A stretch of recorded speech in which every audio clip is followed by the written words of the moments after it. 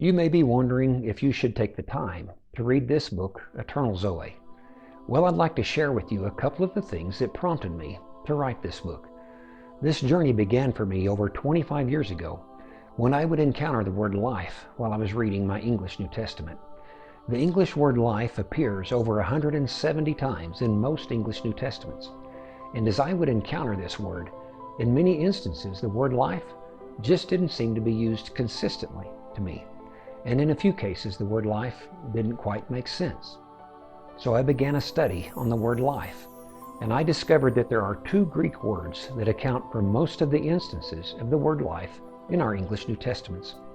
These two Greek words are suke and zoe. And as it turns out, suke and zoe, they don't mean the same thing. In fact, they don't even come close to meaning the same thing.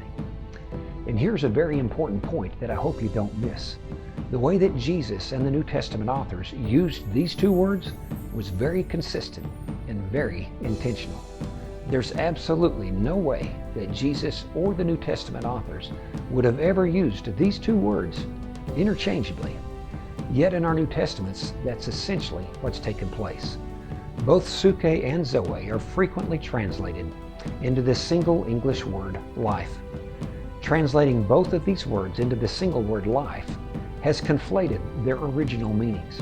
And this conflation, it has obscured Jesus' message, making it virtually impossible for English readers to recognize the primary focus of his teaching.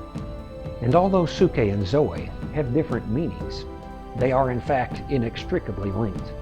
It's the interconnection between these two words and their dependence upon one another that defines the gospel. Suke and zoe are actually two of the most important key words used by Jesus. We cannot afford to be unaware of the critical roles that these two words play in the New Testament. There are several other key words that I cover as well in my book Eternal Zoe, and all of these key words are directly connected to the use of suke and zoe throughout the New Testament. Two of these other key words, Hades and Gehenna, are often used interchangeably in mainstream Christian teaching and preaching. This conflation occurs when the word hell is used indiscriminately for both of these words with no effort to explain their differences. Hades and Gehenna are not the same thing. They are two completely different events or venues facing mankind after this life. They do not occur at the same time, and in fact, one of them ends the other one.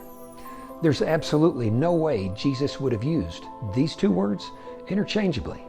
It's vitally important for us to understand the differences of these two words and how they're used in the New Testament.